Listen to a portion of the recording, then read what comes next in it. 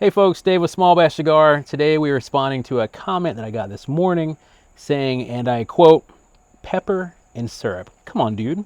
Why is it always Americans who keep up with the notes fallacy? What you're tasting is tobacco. Nothing more, nothing less. And I can empathize with this statement because a long time ago I felt the same way. I don't think it's true anymore, and I want to use this as an opportunity to educate about some of the differences in why tobacco is so exciting. But that would be like saying all coffee tastes the same, all cigars taste the same, all wine tastes the same. But let's take coffee. If you were to drink and experience coffee and describe that experience to somebody who hadn't had it before, and you could not use the word coffee, how would you describe it? Which words would you associate with your experience? Coffee is a great analogy for tobacco as well, because you have beans that are grown in different regions, and then you roast them to different degrees, and so many things impacts the flavor and the end result. Same thing with cigars. You have tobacco, and a lot of it could be the same seed originally, but you grow it in different regions, you harvest it in different ways, you ferment it to different degrees, and then you blend it in such a unique way.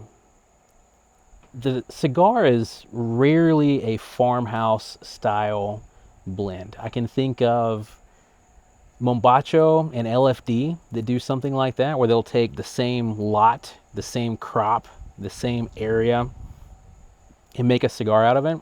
But a lot of times it is a multi-country blend. Almost always there are various primings involved throughout the cigar.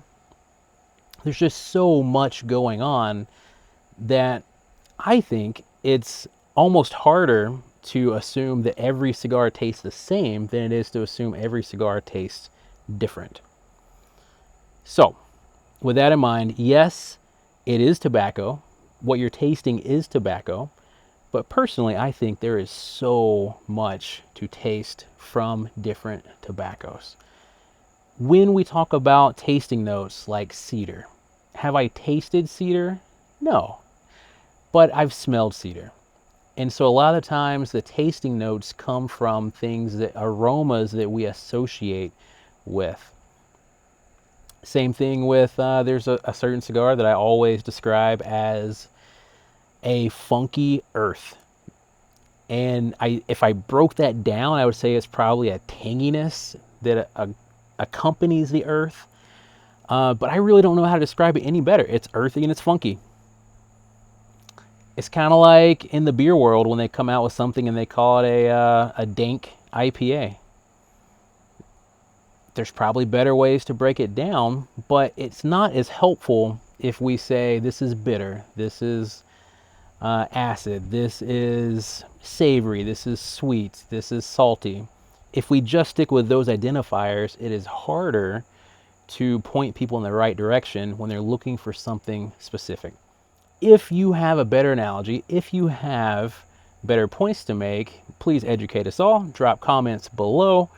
What do you think on tasting notes for cigars? Are you just tasting tobacco? Or is the tobacco providing you with an experience that you can relate to other things you have tasted and smelled before?